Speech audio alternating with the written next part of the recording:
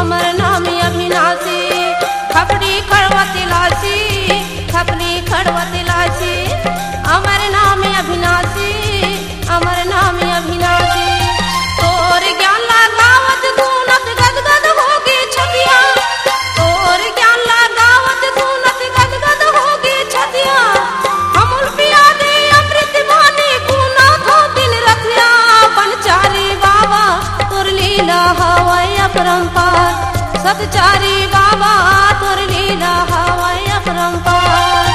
गिरधपुरी ले धाम बना के चल दिए भंडार, सतचारी बाबा तोर लीला हवय अपरंपार, बनचारी बाबा तोर लीला हवय अपरंपार, सतचारी बाबा तोर लीला हवय अपरंपार, बनचारी बाबा तोर लीला हवय अपरंपार, सतचारी बाबा तोर लीला हवय अपरंपार, बनचारी बाबा तोर लीला हवय अपरंपार। सुंदरानी फिल्म्स प्रस्तुत करते हैं जन जन के दुलारे गायक गोरेलाल बर्मन की मीठी आवाज में पंथी गीतों का नया ऑडियो वीडियो एल्बम सतनाम संदेश। गुरु चरण मा बही माथ नवा बुनु